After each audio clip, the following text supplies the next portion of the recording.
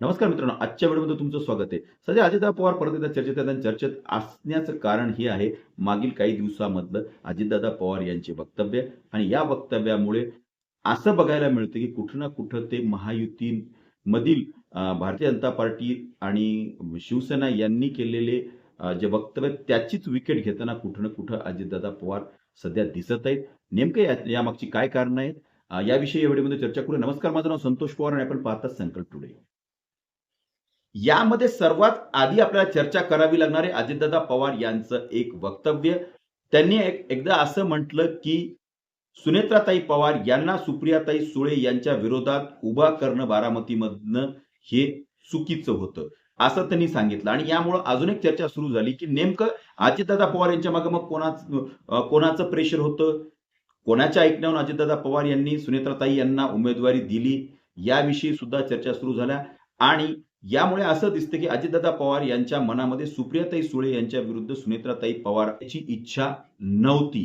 त्यांच्या वक्तव्याने आपल्याला त्याचा अंदाजा काढता येतो. दुसरी महत्वाची गोष्ट म्हणजे जी घडलेली आहे की सदाभाऊ खोत यांनी शरदचंद्र पवार यांच्याबद्दल केलेलं एक वक्तव्य आणि हे वक्तव्य केल्यानंतर सर्व स्तरामधून सदाभाऊ खोत यांचा निषेध झाला.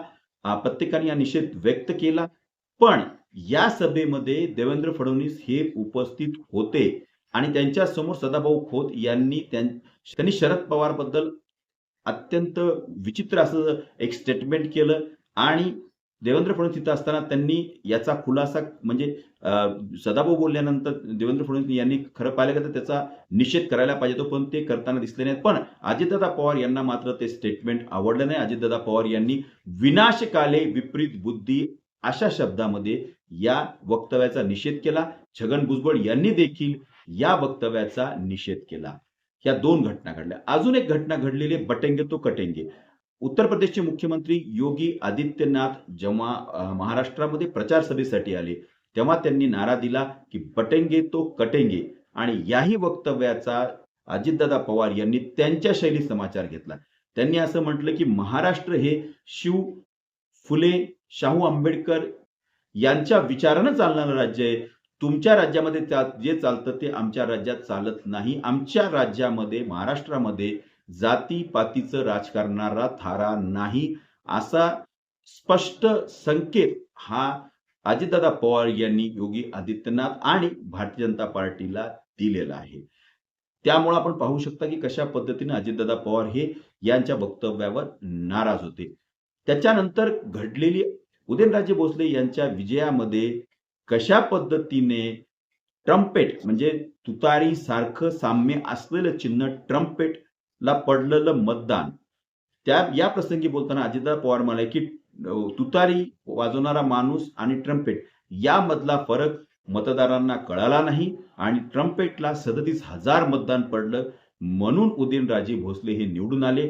थोडी तरी तिथं इज्जत राखली गेली, अशा पद्धतीचं जे वक्तव्य अजितदादा पवार यांनी केलं. आणि त्यामुळे सर्वत्र एकच चर्चा सुरू झाली की अजितदादा पवार हे काय महायुतीवर नाराज तर नाहीयेत. त्यानंतरचा महत्वाचा मुद्दा म्हणजे नवाब मलिक यांच्यावर उपमुख्यमंत्री देवेंद्र फडणवीस यांनी गंभीर आरोप केले होते. या आरोपानंतर नवाब मलिक यांना अटक देखील झाली होती आणि अटक झाल्यानंतर ते सध्या वैद्यकीय जामिनावर बाहेर आहेत. पण भारतीय जनता पार्टीच्या प्रत्येकाची इच्छा ही होती की अजितदादा पवार यांनी नवाब मलिक यांना उमेदवारी देऊ नये, कारण की आरोप करणारे हे भारतीय जनता पार्टीचेच होते आणि आता परत जाऊन भारतीय जनता पार्टीच्याच लोकांना महायुतीचा उमेदवार म्हणून प्रचार करणं हे पटलेलं नव्हतं. एवढंच काय तर ऑर्गनायझर जे की राष्ट्रीय स्वयंसेवक संघाचं जे मुखपत्र आहे त्यामध्ये सुद्धा राष्ट्रवादी काँग्रेसला बरोबर घेणं याबद्दल नाराजी त्यांनी व्यक्त केलेली होती. आणि नवाब मलिक यांना शेवटीला अजितदादा पवार यांनी अधिकृत उमेदवारी जी ती दिलेली आहे. यावर आशिष शेलार यांनी सांगितलं की बाबा आम्ही नवाब मलिक यांचा प्रचार करणार नाही. प्रश्न हा पडतो की त्यांनी तुम्हाला बोलवलंच कधी प्रचार करण्यासाठी? मला वाटतं त्यांनी बोलवलेलं नाहीये. आणि तरी सुद्धा अजितदादा पवार हे आता काही दिवसापूर्वी हे मतदारसंघामध्ये गेले आणि त्यांनी रोड शो देखील केला. त्या रोड शो मध्ये सना मलिक ज्या की नवाब मलिक यांच्या कन्या आहेत, नवाब मलिक आणि अजितदादा पवार एकाच गाडीवर होते. त्यामुळे आपण समजू शकता की अजितदादा पवार यांनी खरोखरच भाजपचं या बाबतीत ऐकलेलं दिसत नाही. अ, आता निवडणुका झाल्यानंतर मतमोजणी झाल्यानंतर नेमकं महाराष्ट्राच्या राजकारणामध्ये काही बदल तर घडणार नाहीत, याचे हे संकेत तर नाहीत. तुम्हाला काय वाटतं? हे कमेंटमध्ये नक्की कळवा आणि संकल्प टुडे या चॅनलला सबस्क्राईब करायला विसरू नका. भेटूया पुढच्या व्हिडिओमध्ये.